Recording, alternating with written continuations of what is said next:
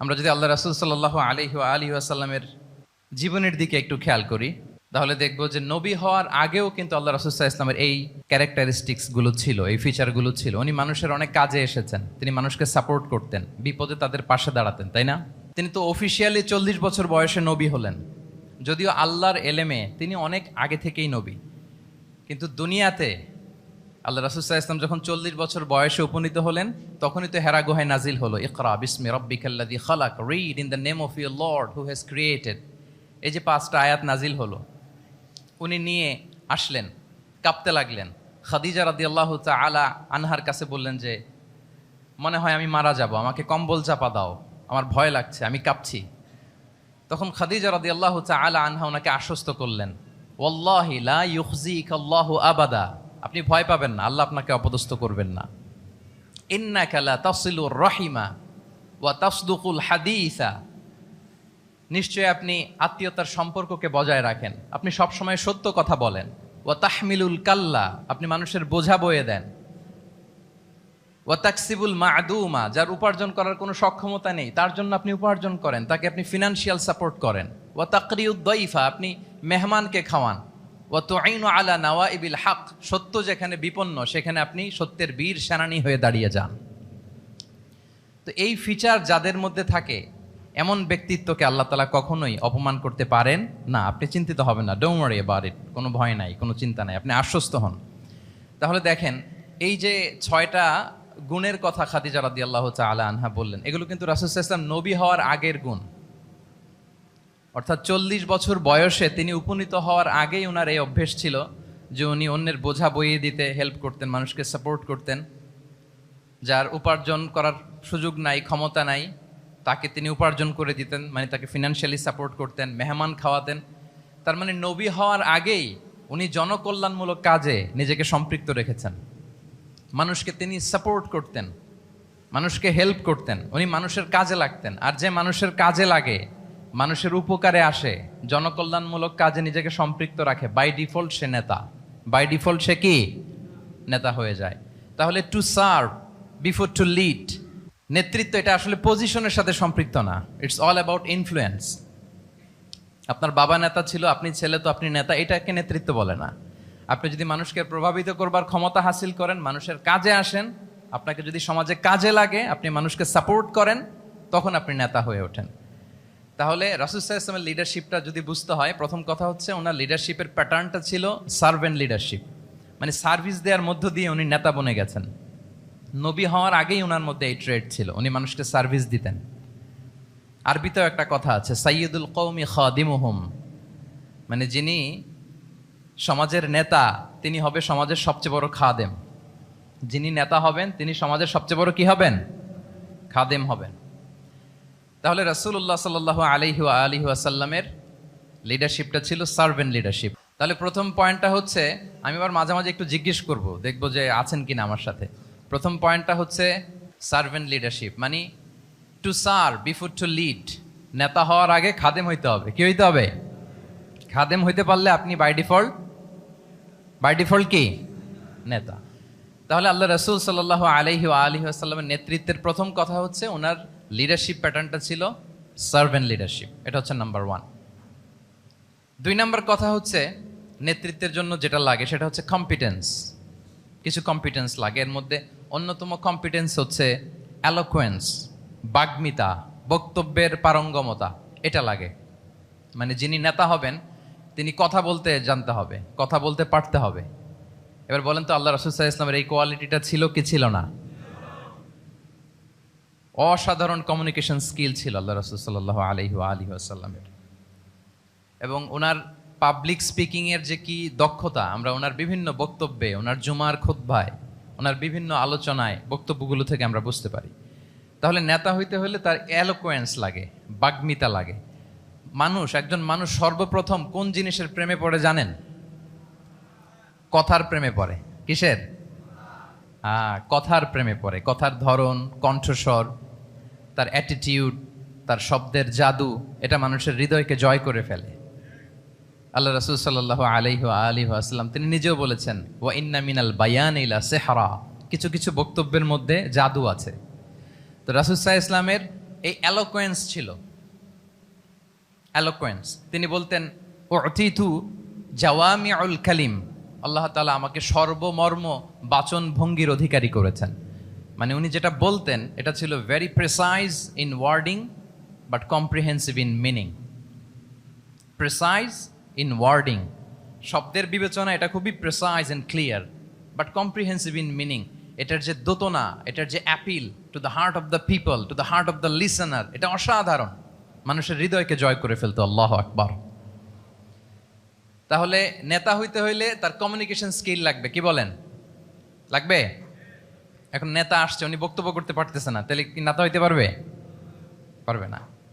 তাহলে public speaking, communication skill, এটা it's a must, এটা নেতার লাগবে।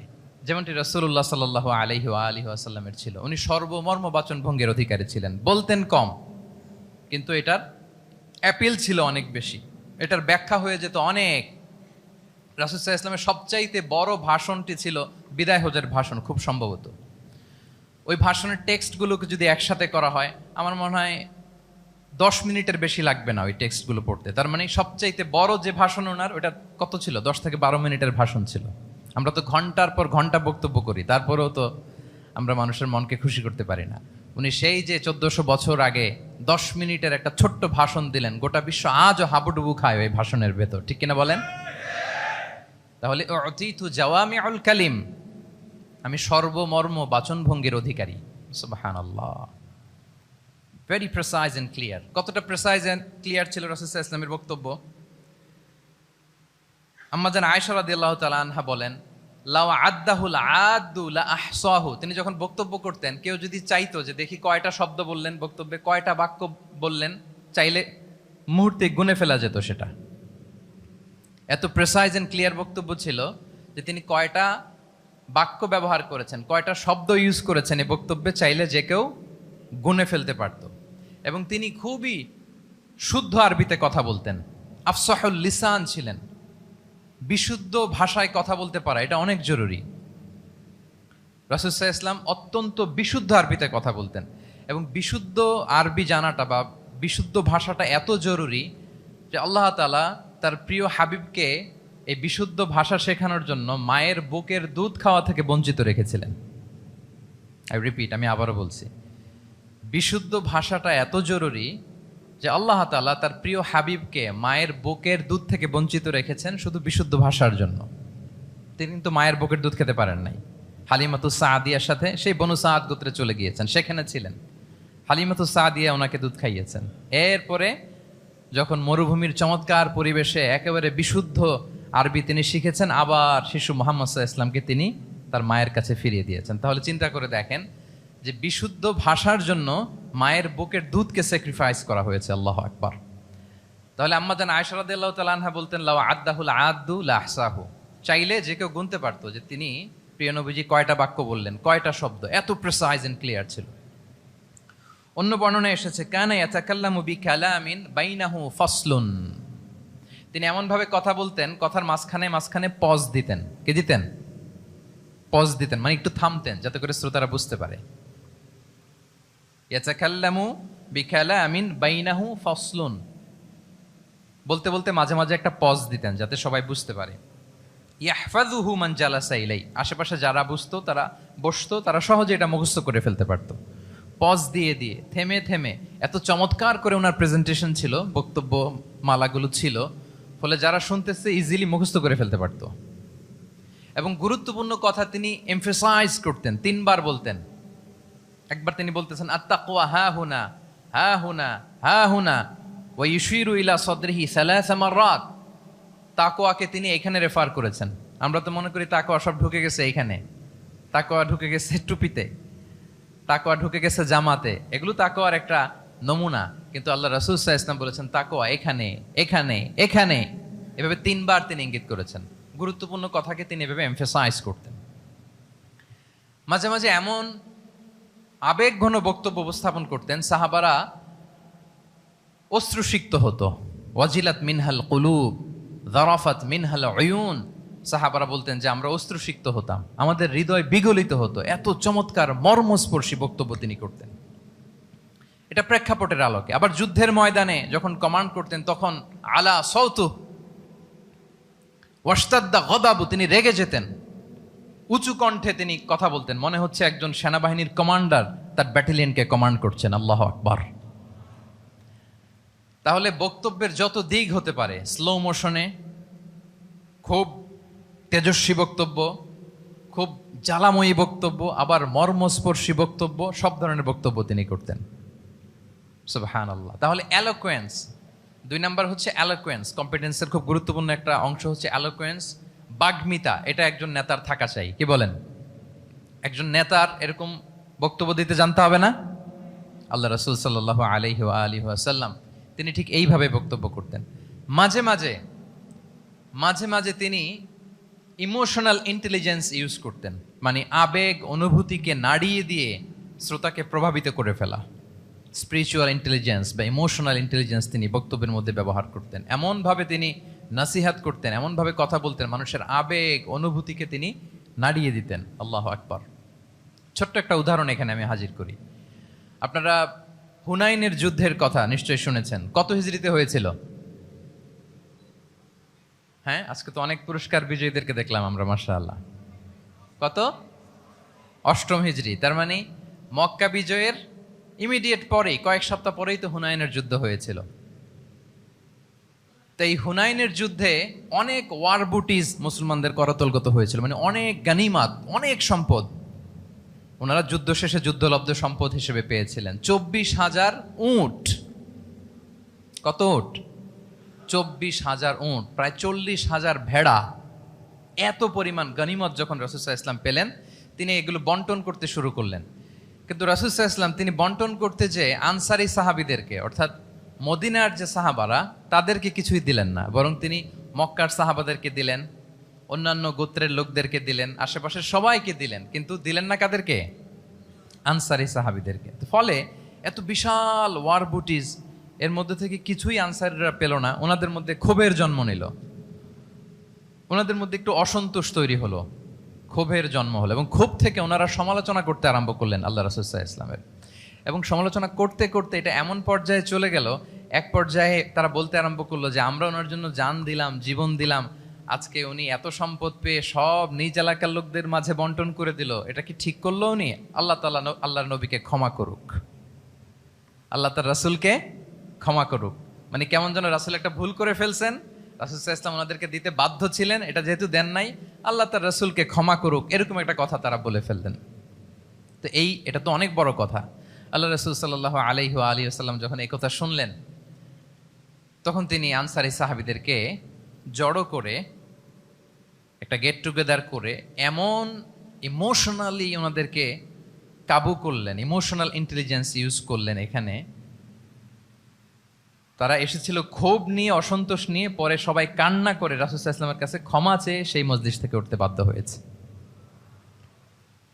তিনি সবাইকে ডেকে বললেন, ইয়া মা'আশারাল আনসার, আলাম আতিকুম দুল্লালান ফাহাদাকুমুল্লাহ ওয়া আলাতান ফাআগনাকুমুল্লাহ ওয়া আ'দাআন ফাআল্লাফাল্লাহু বাইনা কুলুবিকুম। চমৎকার চমৎকার এক্সপ্রেশন, যে ওহে আনসাররা, আমি কি তোমাদেরকে পথভ্রষ্ট পাইনি, পথহারা পাইনি? আমার ওসিলায় তোমরা হেদায়েতের দেখা পেয়েছো। আমি কি তোমাদেরকে নিঃস্ব পাইনি? আমার ওসিলায় তোমরা সমৃদ্ধ হয়েছো, সম্পদশালী হয়েছো।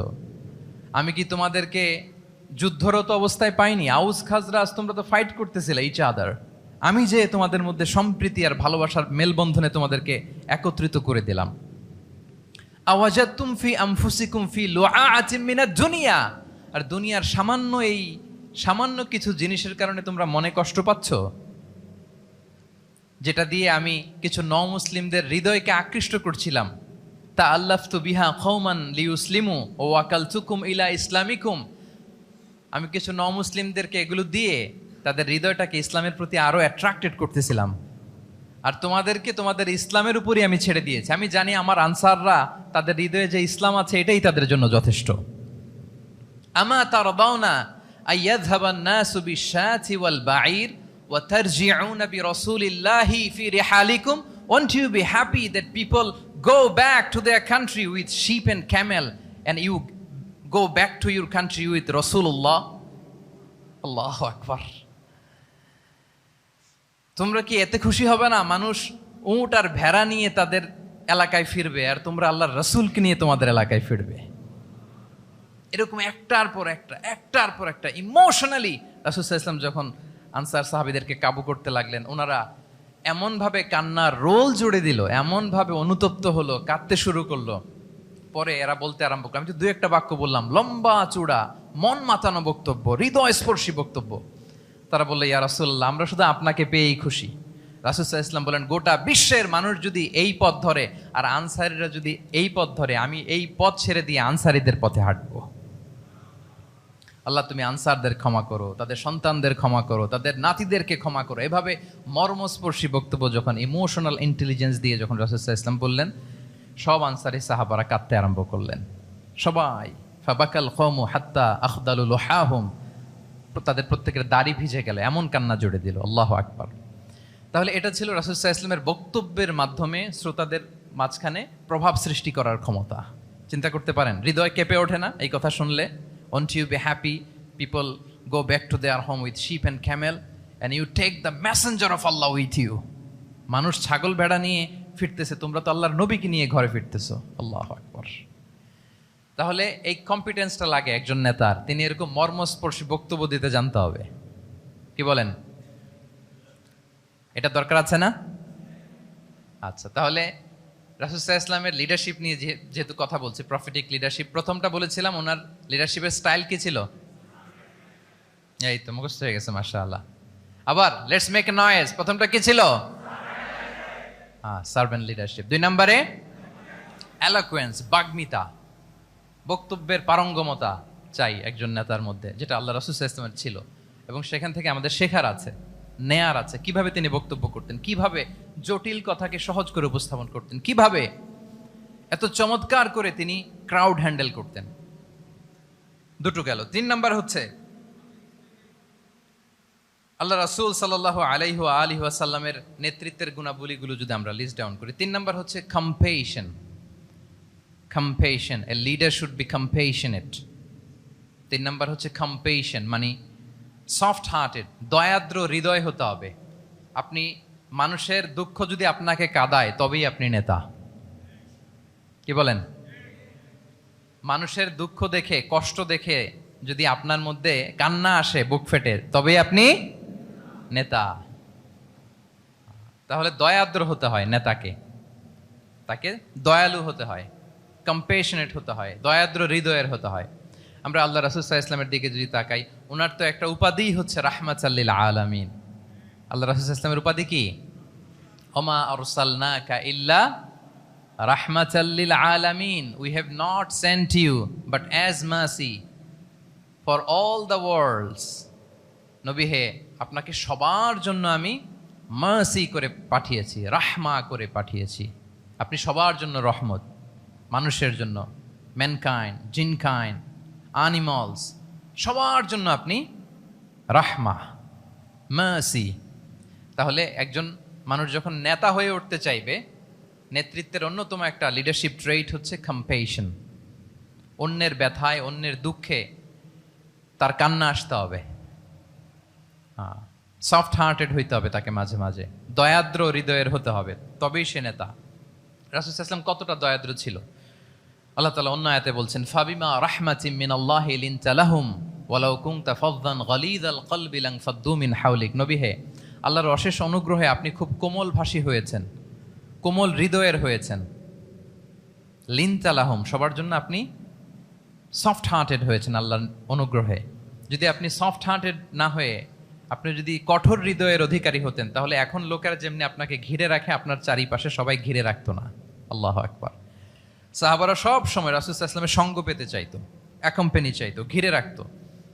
এমনকি অনেক সাহাবীর ঘরে ভালো না লাগলে রাসূল সাল্লাল্লাহু আলাইহি ওয়াসাল্লামের কাছে চলে আসতো।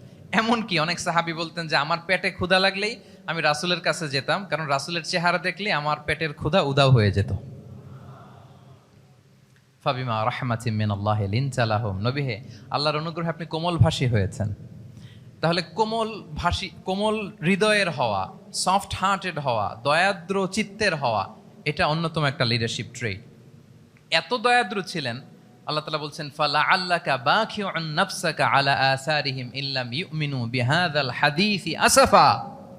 রাসূল সাল্লাল্লাহু আলাইহি ওয়াসাল্লাম বারবার মক্কার কুরাইশদের কাছে যেত, বারবার কাফিরদের কাছে যেত, যেন তারা ঈমান আনে, যেন তারা খারাপ রাস্তা ছেড়ে দিয়ে ভালো রাস্তায় আসে। বারবার চিন্তা করতো যে ইস, কেন তারা লা ইলাহা পড়ে না, কেন তারা সত্যের পথে ফিরে আসে না। হায় রে, একটুর জন্য তো তারা সামান্য আমার কথাটা শুনলেই তো বেঁচে যেত, ইস একটু আমার কথা মানলেই তো জাহান্নাম থেকে বেঁচে যেত।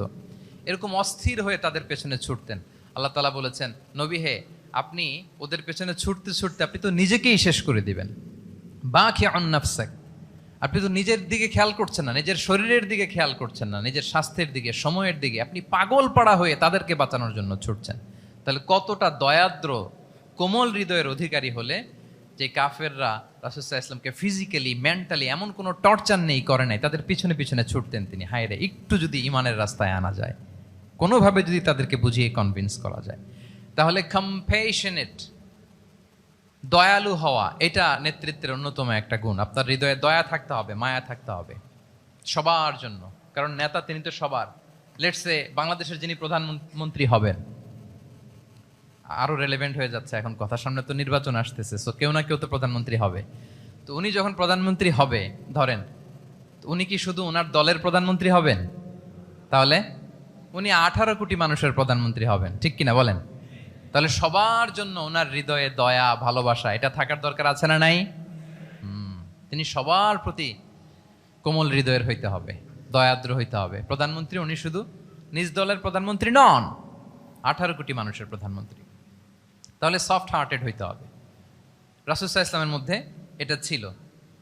সবসময় তিনি মাজলুমদের পাশে থাকতেন। আপনারা হিলফুল ফুজুলের কথা জানেন। ওনার বয়স যখন 35, ইয়ামানের এক ব্যবসায়ী আসছিল মক্কায় ব্যবসা করতে। পণ্য বিক্রির পরে আস ইবনে ওয়াইল নামে এক দুষ্ট জালেম, সে পণ্য নিয়ে বলে, আমরা এই এলাকার লোক, আমরা দাম দিব না, কি করতে পারো করো। এই লোক কান্না জুড়ে দিল। তার কান্না দেখে রাসূল সাল্লাল্লাহু আলাইহি ওয়াসাল্লামের হৃদয়ে দয়া হলো। তিনি ওনার চাচা জুবাইর ইবনে আব্দুল মুত্তালিব সহ ওনার মতো যারা ইয়াং স্টার আছে সবাইকে নিয়ে একটা সংঘ করলেন। এটাই তো হালাফুল ফুদুল, মূলত নাম হচ্ছে হালাফুল মুত্তাইয়িবিন। জাহিলি যুগে ওনাদের প্রথা ছিল, কোনো একটা ভালো কাজে কেউ যখন এক হতো, রং ভর্তি বালতির ভেতরে হাত ঢুকিয়ে তারা পাথরের মধ্যে ওই হাতের ছাপ দিত, সবাই ওইখানে ছাপ দিত। ফলে কাইন্ড অফ কভেনেন্ট, এটা একটা চুক্তির মতো, যে আমরা চুক্তিবদ্ধ হলাম, এগ্রিমেন্ট করলাম যে আমরা সবাই এক। তো রাসূল সাল্লাল্লাহু আলাইহি ওয়াসাল্লাম ওনার মতো ইয়াংস্টারদেরকে নিয়ে এই হালাফুল মুত্তাইয়িবিন বা হালাফুল ফুদুল করেছেন। এবং এটার মূল কথা ছিল, মূল স্লোগান ছিল, নাহনু মাআল মাজলুম দিদ্দা যালিম, আমরা সবসময় মাজলুমের পক্ষে থাকবো, জালিমের বিপক্ষে। এটা ছিল হিলফুল ফুজুলের কি মূল শিক্ষা। এভাবে সব সময় তিনি মাজলুমদের সাথে ছিলেন। শ্রমিক সাহাবীদেরকে বড্ড ভালোবাসতেন, শ্রমজীবীদেরকে বড্ড ভালোবাসতেন। এমনকি বিদায় হজের মতো এরকম গুরুত্বপূর্ণ ভাষণও শ্রমজীবীদের কথা বাদ যায়নি, গরিবদের কথা বাদ যায়নি। আরিকাআকুম আতঈমুহুম মিম্মা তাআকুলুন ওয়ালবাসুহুম মিম্মা তালবাসুন। খবরদার, সেদিনও বলেছিলেন সেই বিদায় হজের ভাষণে, তোমরা তোমাদের শ্রমজীবী লোকদের কথা ভুলে যেও না, তোমাদের স্টাফদের কথা, তোমাদের দাস দাসীদের কথা। তোমরা যা খাবে সেখান থেকে তাদেরও খাওয়াবে, তোমরা যে পোশাক পরবে সেখান থেকে তাদেরও পোশাকের ব্যবস্থা করবে। আল্লাহু আকবার। তাহলে রাহমাতাল লিল আলামিন, তিনি ছিলেন কম্প্যাশনেট, দয়ালু হৃদয়ের অধিকারী। তাহলে নেতা হইতে হলে তার হৃদয়ে কি থাকা লাগবে? দয়া। তাহলে 3 নম্বর পয়েন্টটা কি?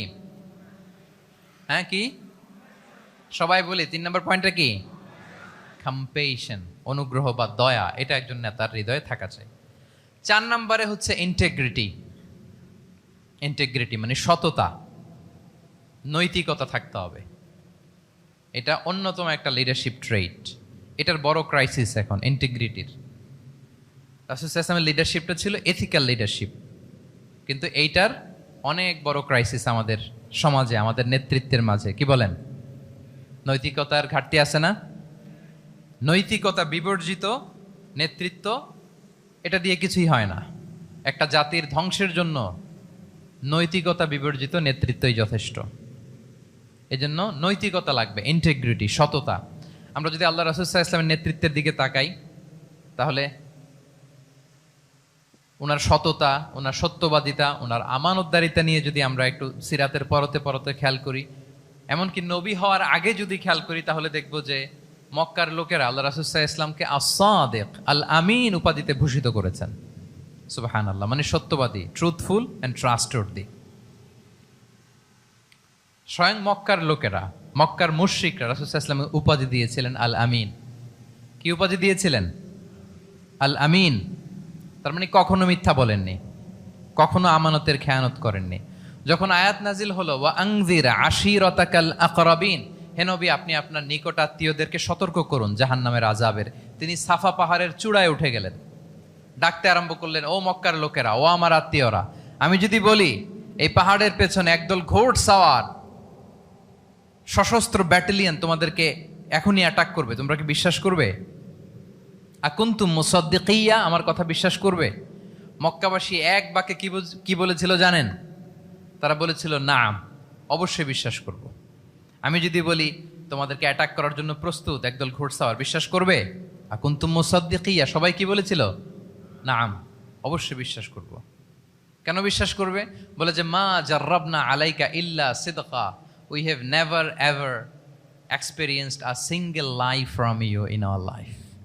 আমরা জীবনে কোনোদিন তোমার মিথ্যা বলতে শুনি নাই। আল্লাহু আকবার। তাহলে দেখেন এই বাক্যটার ওজন কত দেখেন, মা জাররাবনা আলাইকা ইল্লা সিদকান, আমরা কখনো তোমার থেকে মিথ্যা শুনি নাই। তার মানে এক বাক্যে রাসূল সাল্লাল্লাহু আলাইহি ওয়াসাল্লামের বিগত 40 বছরের হিস্ট্রি ফুটে উঠছে। কি বলেন? বিগত 40 বছরের হিস্ট্রি এই বাক্যে আছে না নাই? মা জাররাবনা আলাইকা ইল্লা সিদকান, আমরা তো কোনোদিন মিথ্যা শুনি নাই তোমার জবান থেকে, তো কেন বিশ্বাস করব না? কি নিঃসংকোচ স্বীকৃতি এলাকার লোকদের, জীবনে আমরা কোনোদিন তোমার মুখ থেকে মিথ্যা শুনি নাই, তো তুমি যদি বলো যে ঘোড়সাওয়ার অ্যাটাক করার জন্য রেডি, অবশ্যই বিশ্বাস করবো, তুমি সত্যবাদী। আল্লাহু আকবার। এইটা আমাদের সমাজে অনেক বড় ক্রাইসিস, আমানতদারিতা, ট্রাস্টওয়ার্দিনেস। যত বড় নেতা দেখা যায় তত বেশি দুর্নীতিগ্রস্ত, ঠিক কিনা বলেন? যত বড় নেতা তত বেশি টাকা পাচার করার রেকর্ড তার বেশি, ঠিক কিনা? মানে উল্টা হয়ে গেছে, যেটা সবচেয়ে ইন্টিগ্রিটি বেশি দরকার ছিল এটা আমাদের কম। সো এখান থেকে আমাদের শিখতে হবে, অনেক কিছু রিভাইজ করতে হবে আমাদেরকে। এই যে নতুন বাংলাদেশের চমৎকার সময় এসেছে, আর 54 বছরও হয়তো আমরা এই সুযোগ পাবো না, ঠিক কিনা? এজন্য আমাদেরকে শিখতে হবে রাসূল সাল্লাল্লাহু আলাইহি ওয়াসাল্লামের যে ইন্টিগ্রিটি, ওনার যে ট্রাস্টওয়ার্দিনেস, এই আমানতদারিতা থেকে আমাদেরকে শিখতে হবে। আমাদের নেতাদেরকেও আমানতদার হইতে হবে। প্রিয় ভাইয়েরা, তাহলে নেতাকে আস্থার জায়গা তৈরি করে নিতে হয়। রাসূল সাল্লাল্লাহু আলাইহি ওয়াসাল্লাম এটা ধীরে ধীরে তৈরি করেছেন। আপনারা জানেন যে উনি নবুয়তের আগে পার্টনারশিপে বিজনেস করতেন খাদিজা রাদিয়াল্লাহু তাআলা আনহার সাথে, মানে খাদিজা রাদিয়াল্লাহু তাআলা আনহার ইনভেস্টমেন্ট আর উনি শ্রম দিতেন। তো উনি সিরিয়াতে গিয়েছেন পণ্য নিয়ে, মালামাল নিয়ে। ওনার ব্যবসা বাণিজ্যের ধরন কেমন এটা দেখবার জন্য খাদিজা রাদিয়াল্লাহু তাআলা আনহা ওনার এক বান্ধবীকে পাঠিয়েছিলেন ওই ক্যারাভ্যানে, ওই কাফেলায়। নাম ছিল মাইসারা। কি নাম? মাইসারা। তো মাইসারাকে বলেছে, মাইসারা তুমি দেখবা যে টাকা পয়সা আবার উল্টাপাল্টা করে কিনা, ঠিকঠাক মতো ব্যবসা করে কিনা, আমার huge investment, on behalf of me তুমি এই ক্যারাভানে থাকবে আর দেখবে যে মোহাম্মদ ঠিকঠাক বিজনেসটা করে কিনা। আল্লাহু আকবার। মাইসারা এই সফর শেষে এসে খাদিজা রাদিয়াল্লাহু তাআলা আনহার কাছে এমন পজিটিভ রিভিউ দিয়েছে, এই রিভিউ শুনেই খাদিজা রাদিয়াল্লাহু তাআলা আনহা বিষ্ণু ইসলামকে বিয়ে করার জন্য রাজি হয়ে গেছেন। আলহামদুলিল্লাহ। মাইসারা এসে রিভিউ দিতে লাগলো যে মোহাম্মদ সে সবার চেয়ে আলাদা সাল্লাল্লাহু আলাইহি ওয়াসাল্লাম। তার ওঠা বসা, তার চলন বলন, তার কথন, তার ডিলিংস, তার লেনদেন সব আলাদা, অসাধারণ তিনি। আল্লাহু আকবার, তিনি অসাধারণ। তাহলে মাইসারার রিভিউ শুনে আল্লাহু আকবার খাদিজা রাদিয়াল্লাহু তাআলা আনহা তিনি অবাক হয়ে গেলেন এবং তিনি বিয়ের প্রস্তাব পাঠালেন। রাসূল সাল্লাল্লাহু আলাইহি ওয়াসাল্লামের এই আমানতদারিতায় মুগ্ধ হয়ে কি করলেন? বিয়ের প্রস্তাব পাঠালেন। তাহলে কি পরিমাণে ট্রাস্টওয়ার্দিনেস ওনার ছিল। এবং মজার ব্যাপার, আরো মজার ব্যাপার হচ্ছে মক্কার কুরাইশরা, মক্কার লোকেরা রাসূল সাল্লাল্লাহু আলাইহি ওয়াসাল্লামের কাছে এসে আমানতের সম্পদ গচ্ছিত রাখতো। আবু জাহেলের কাছে রাখতো না, উতবা, শাইবা, ওয়ালিদ ইবনে মুগিরা কারো কাছে রাখতো না। খেয়াল করে দেখেন, দল করে আবু জাহেলের, দল করে কার? কিন্তু আমানত রাখে কার বাসায়? কি অবাক করা কাণ্ড না? কর্মী হচ্ছে আবু জাহেলের, কিন্তু আমানতের সম্পদ রাখে কার কাছে? মুহাম্মদ সাল্লাল্লাহু আলাইহি ওয়াসাল্লামের বাসায়। রাসূল সাল্লাল্লাহু আলাইহি ওয়াসাল্লাম যেদিন হিজরত করবেন, উনি সাইয়েদনা আলী রাদিয়াল্লাহু তাআলা আনহুকে অ্যাসাইন করে গিয়েছেন যে আলী তুমি থাকো,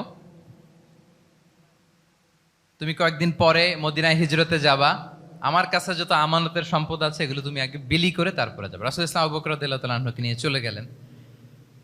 আলী রাদিয়াল্লাহু তাআলা আনহুর টানা 3 দিন লেগেছে যে ডিপোজিটগুলো রাসূল সাল্লাল্লাহু আলাইহি ওয়াসাল্লামের কাছে ছিল, আমানতের যে জিনিসগুলো ছিল এগুলো বন্টন করতে সাইয়েদনা আলী রাদিয়াল্লাহু তাআলা আনহু 3 দিন সময় নিয়েছেন। 3 দিন, এত পরিমাণ আমানতের সম্পদ রাসূল সাল্লাল্লাহু আলাইহি ওয়াসাল্লামের কাছে ছিল। আল্লাহু আকবার। তাহলে এই আমানতদারিতা, সততা, অনেস্টি, ট্রাস্টওয়ার্দিনেস, এটা অনেক জরুরি নেতৃত্বের জন্য। নেতা হতে চাইলে তাকে আমানতদার হইতে হবে। যদি একজন ট্রু লিডার কেউ হতে চায় তার মধ্যে আমানতদারিতা চাই। কি চাই? আমানতদার। তাহলে ইন্টিগ্রিটি। 4 নাম্বার পয়েন্ট কি ছিল? ইন্টিগ্রিটি। আপনারা বোরিং হচ্ছেন না তো? কষ্ট হচ্ছে? আচ্ছা, 5 নাম্বারে হচ্ছে good interaction with followers. Good interaction with followers মানে নেতার তার ফলোয়ারের সাথে কি লাগবে? ভালো ইন্টারাকশন লাগবে, সুন্দর একটা সম্পর্ক লাগবে, ভালো বোঝাপড়া চাই। একজন ভালো নেতৃত্বের বৈশিষ্ট্য হচ্ছে নেতা তার ফলোয়ারের সাথে কি করবে? ইন্টারেক্ট করবে। এখানেই বস আর লিডারের মধ্যে পার্থক্য। বস কি করে? খালি হুকুম, অর্ডার করে শুধু। বসের কাজ হচ্ছে এই ডুজ অ্যান্ড ডোন্টস বলে দেয়, এইটা করা যাবে ওইটা করা যাবে, মানে অর্ডার করে, ডিরেক্ট করে। কিন্তু লিডার কি করে? গাইড করে, মেন্টরিং করে, ইন্সপায়ার করে, মোটিভেট করে। So here is the difference between leader and boss. তাহলে বসই হওয়া যাবে না। নেতা হইতে চাইলে বসই হওয়া যাবে না। You have to interact with your followers. আপনার ফলোয়ারের সাথে ইন্টারাকশন লাগবে, তবেই আপনি নেতা। আমরা দেখি রাসূল সাল্লাল্লাহু আলাইহি ওয়াসাল্লামের কেমন ইন্টারাকশন ছিল। রাসূল সাল্লাল্লাহু আলাইহি ওয়াসাল্লাম যে কোনো বড় ডিসিশনে সাহাবাদের সাথে কনসালটেশন করতেন, পরামর্শ করতেন, তারপরে সিদ্ধান্ত নিতেন। ওয়াশাবিরহুম ফিল আমর, এই আয়াতের ভিত্তিতে তিনি সবার সাথে কি করে নিতেন? সাহাবাদের সাথে পরামর্শ করে নিতেন। আপনারা দ্বিতীয় হিজরির যে বদরের যুদ্ধের কথা জানেন। বদরের প্রান্তরটা মদিনা থেকে প্রায় 130 কিলো দক্ষিণ পশ্চিমে। তো ওখানে গেলেন মদিনা থেকে তিনি। যাওয়ার পরে এক জায়গায় তিনি সেনা ক্যাম্প স্থাপন করলেন। স্থাপন করার পরে হাব্বাব ইবনুল মুনজির রাদিয়াল্লাহু তাআলা আনহু তিনি জিজ্ঞেস করলেন, ইয়া রাসূলুল্লাহ, এই যে আপনি এই জায়গায় বদরের প্রান্তরে সেনা শিবির স্থাপন করলেন, সেনা ক্যাম্প স্থাপন করলেন, এটা কি আল্লাহর দেখিয়ে দেয়া কোনো জায়গা নাকি আপনার ইচ্ছায়? তিনি বললেন, আমানজিলান আনসালাকাল্লাহু লাইসা লানা আন নাতাকদ্দামাহু ওয়ালা নাতাআখারা আনহু। এটা কি একেবারে ফিক্সড আল্লাহর পক্ষ থেকে ওহী যে এখানেই সেনা শিবির স্থাপন করতে হবে, নাকি আমহুয়া রা'য়ু ওয়াল হারবু ওয়াল মাকিদা, নাকি এটা যুদ্ধের কৌশল হিসেবে আপনি নিজ থেকে করেছেন? রাসূল সাল্লাল্লাহু আলাইহি ওয়াসাল্লাম বললেন, না, এটা কোনো ওহী না। আমার কাছে মনে হয়েছে, আমার যে অ্যানালিসিস, আমার মনে হয়েছে বদরের যুদ্ধে এখানেই আমাদের পজিশনিংটা হইলে ভালো হয়। হাব্বাব ইবনে মুনজির রাদিয়াল্লাহু তাআলা আনহু বলেন, না, ইদান লাইসা হাযা বিমানসিল ইয়া রাসূলুল্লাহ, তাহলে এইখানে যদি আপনার নিজ থেকে আপনি এটা ডিসাইড করেন, আমি আপনার অনুমতিক্রমে বলতে চাই ইয়া রাসূলুল্লাহ, এটা সুন্দর জায়গা হয়নি। সুন্দর জায়গা হয়নি? তাহলে কোথায়? হাব্বাব বললেন, ওইখানে, ওই যে বদরের একটা কুয়া আছে, এখানে পানির সোর্স আছে। আমরা যদি ওইখানে একটা ব্লকেট দিয়ে দাঁড়াতে পারি, তাহলে কোরাইশরা এসে আর পানি খেতে পারবে না। ওরা পানি না খেয়েই মরবে, যুদ্ধেও মরবে, পানির অভাবেও মরবে। আল্লাহু আকবার। এক মুহূর্ত দেরি করলেন না রাসূল সাল্লাল্লাহু আলাইহি ওয়াসাল্লাম। এই অপিনিয়ন পাওয়ার সাথে সাথেই বললেন, এই সেনা ক্যাম্প এখান থেকে উঠে হাব্বাব যেখানে বলেছে ওইখানে যে সেনা শিবির স্থাপন করো। 1 সেকেন্ডও দেরি করেন নাই। তাহলে কোনো ইগোইস্টিক ঝামেলা ছিল না, ভেরি অ্যাকোমোডেটিভ ছিলেন রাসূল সাল্লাল্লাহু আলাইহি ওয়াসাল্লাম। আমরা অনেক সময় নতুন কোনো কথা শুনলে, কোনো রিফর্ম শুনলে, শ্রোতাদের মধ্যে থেকে কিছু একটা শুনলে আটকে উঠি, চেঞ্জ করতে চাই না, রিজিড হয়ে থাকে। এই রিজিডিটি রাসূল সাল্লাল্লাহু আলাইহি ওয়াসাল্লামের মধ্যে ছিল না। ভেরি অ্যাকোমোডেটিভ ছিলেন, ইজিলি ওপেন আপ করতে পারতেন। মুহূর্তেই বলেন, ঠিক আছে, আমি যেখানে করেছি আসলে ঠিক হয় না। হাব্বাব যেখানে বলেছে সবাই ওখানে যে সেনা ক্যাম্প স্থাপন করো। আল্লাহু আকবার। উনি চাইলে বলতে পারতেন, এই হাব্বাব, তুমি কি আমার চেয়ে বেশি বুঝো? আমি তো নবী, তুমি আমার উম্মাহ, আমার কাছে ওহী আসে। কোনো ধরনের আর্গুমেন্টে না, যে সরাসরি রাসূল সাল্লাল্লাহু আলাইহি ওয়াসাল্লাম এটাকে মেনে নিলেন। আল্লাহু আকবার। তাহলে এই যে ইন্টারাকশন, দেখেন কত চমৎকার ইন্টারাকশন ছিল সাহাবীদের সাথে রাসূলুল্লাহ সাল্লাল্লাহু আলাইহি ওয়াসাল্লাম। তাহলে good interaction with your followers, এটা জরুরি। আমরা যদি খন্দকের ঘটনা দেখি, খন্দকের যে পরীক্ষা খনন করা হয়েছিল, এটা কিন্তু কোনো মদিনার বা মক্কার কোনো আরাবিয়ান সাহাবাদের কাছ থেকে এই পরামর্শ আসেনি। এসেছে কার কাছ থেকে? সালমান আল ফারিসি। বাড়ি কই? সেই ইরান, ইয়ামান না, ইরানে। হি ওয়াজ পার্সিয়ান, উনি ইরান থেকে আসছে। ফারিসি, সালমান আল ফারিসি, পারস্য থেকে আসা। ওনার কথা অনুযায়ী তিনি বলেছেন। এবং বলেছেন সালমান মিন্না আহলাল বাইত, ওনাকে আহলে বাইতের স্ট্যাটাস তিনি দিয়েছেন। আল্লাহু আকবার। তাহলে ইজিলি তিনি সাহাবীদের কাছ থেকে চমৎকার অপিনিয়ন আসলে সেটাকে পিক করতেন এবং তাদের সাথে চমৎকার ইন্টারাকশন ছিল। সাহাবীদের সাথে, ফলোয়ারদের সাথে ওনার কতটা গভীর ইন্টারাকশন ছিল, ছোট্ট একটা হাদিস বলে, হাদিসটা সহিহ মুসনাদে আহমদ ইবনে হাম্বালে এসছে, আমি এই পয়েন্টটা শেষ করছি। রাসূল সাল্লাল্লাহু আলাইহি ওয়াসাল্লামের যুগে এক সাহাবী ছিল, তার নাম ছিল জাহির ইবনে হারাম আল আশজাঈ। জাহির, সাহাবীর নাম কি? সবাই বলুন, কি নাম? জাহির রাদিয়াল্লাহু তাআলা আনহু। উনি মদিনায় থাকতেন না, উনি মরুপল্লীতে থাকতেন, মানে বেদুইন ছিলেন আর কি। মদিনা তো শহর, সিটি, উনি সিটিতে থাকতেন না, উনি থাকতেন মরুপল্লীতে। ওখানে তিনি অর্গানিক ফলমূল শাকসবজি চাষ করতেন। রাসূল সাল্লাল্লাহু আলাইহি ওয়াসাল্লাম ওনার এই অর্গানিক ফলমূল আর শাকসবজি খুব পছন্দ করতেন। ফলে উনি প্রায়ই সেই মরুপল্লী থেকে রাসূল সাল্লাল্লাহু আলাইহি ওয়াসাল্লামের জন্য অর্গানিক ফ্রেশ ফ্রুট আর শাকসবজি মদিনায় নিয়ে আসতেন এবং এগুলো ফ্রিতে দিতেন রাসূল সাল্লাল্লাহু আলাইহি ওয়াসাল্লামকে অ্যাজ এ গিফট। উপহার হিসেবে রাসূল সাল্লাল্লাহু আলাইহি ওয়াসাল্লামকে মরুপল্লী থেকে চাষ করে আনা ফলমূল শাকসবজি দিতেন। আর কিছু শাকসবজি ফলমূল তিনি মদিনার বাজারে বিক্রি করতেন। তো একবার তিনি এসে রাসূল সাল্লাল্লাহু আলাইহি ওয়াসাল্লামকে অর্গানিক এই ফ্রুটগুলো দিয়ে বাকিগুলো মদিনার বাজারে বিক্রি করতেছেন। রাসূলুল্লাহ সাল্লাল্লাহু আলাইহি ওয়াসাল্লাম বাজার ভ্রমণে গেলেন, যে দেখে ওই তো জাহের, উনি আবার কানা রজুলান দামিমান, একটু কুৎসিত দেখতে, একটু খাটো কুৎসিত শ্যামবর্ণের ছিলেন। তো ওনাকে দেখেই রাসূল সাল্লাল্লাহু আলাইহি ওয়াসাল্লাম পিছন থেকে এরকম ঝাপটে ধরলেন, পিছন থেকে হাগ করলেন আর কি। তো পিছন থেকে যখন ঝাপটে ধরলেন, উনি তো আর দেখতে পারতেছেন না কে ধরলো। উনি বলে মান হাদা আরসিলনি, এই ছাড়ো ছাড়ো, কে কে, এই কোন লোক আমারে ধরলো, ছাড়ো ছাড়ো করে অস্থির। যখন পিছনে ফিরে দেখে আল্লাহ রাসূল সাল্লাল্লাহু আলাইহি ওয়াসাল্লাম, এখন আর ছাড়াছাড়ি করে না, এখন ওনার পিঠটা রাসূল সাল্লাল্লাহু আলাইহি ওয়াসাল্লামের বুক মোবারকের দিকে আরো লাগাই দিচ্ছে এইভাবে। সুবহানাল্লাহ। এতক্ষণ বলে এই কে, ছাড়ো ছাড়ো, যখন দেখে রাসূল সাল্লাল্লাহু আলাইহি ওয়াসাল্লাম এখন আর তাড়াহুড়ো করতেছে না, এখন ওনার পিঠটা রাসূল সাল্লাল্লাহু আলাইহি ওয়াসাল্লামের বুক মোবারকের সাথে আরো ঠেলে দিচ্ছে। রাসূল সাল্লাল্লাহু আলাইহি ওয়াসাল্লাম এবার মজার ছলে বললেন মাইয়াশতারি হাযাল আব, ফান করে বলতেছেন, এই একটা দাস আছে আমার কাছে, এই লোকটারে কে কিনবে, আমি বেচবো, কে কিনবে? জাহের রাদিয়াল্লাহু তাআলা আনহু বলেন, ইয়া রাসূলুল্লাহ ইদান ওয়াল্লাহি তাজিদুনি কাসিদান, আমি কালো মানুষ, আমি সস্তা মানুষ, আমারে বেচলে বেশি দাম পাবেন না আপনি, আমি তো সস্তা মানুষ ইয়া রাসূলুল্লাহ। রাসূল সাল্লাল্লাহু আলাইহি ওয়াসাল্লাম বললেন, আনতা লাস্তা ইনদাল্লাহি কাসিদ ইয়া জাহির, হে জাহির তুমি আল্লাহর কাছে সস্তা নও, আনতা ইনদাল্লাহি গালি, তুমি আল্লাহর কাছে বড্ড দামি। আল্লাহু আকবার। হে জাহের, তুমি, তোমার স্কিন ব্রাইট কালার না, তুমি কুৎসিত, তুমি দুনিয়াতে সস্তা হতে পারো কিন্তু আমার আল্লাহর দরবারে তুমি কভু সস্তা নও। আনতা ইনদাল্লাহি গালি, আল্লাহর কাছে তুমি বড্ড দামি। দেখেন ইন্টারাকশন কোন মাত্রায় গেলে পিছন থেকে যে এরকম হাক করা যায়, ঝাপটে ধরা যায় এক সাহাবীকে। সুবহানাল্লাহি বিহামদি। এরকম গুড ইন্টারাকশন ছিল অনেক অনেক, ভুরি ভুরি সিরাতের পরতে পরতে আপনারা পাবেন যে রাসূল সাল্লাল্লাহু আলাইহি ওয়াসাল্লামের সাথে সাহাবাদের ইন্টারাকশন কত চমৎকার ছিল। তাহলে 5 নাম্বার হচ্ছে গুড ইন্টারাকশন উইথ ফলোয়ার্স। দেখি মনে আছে কিনা। 1 নম্বরে কি ছিল?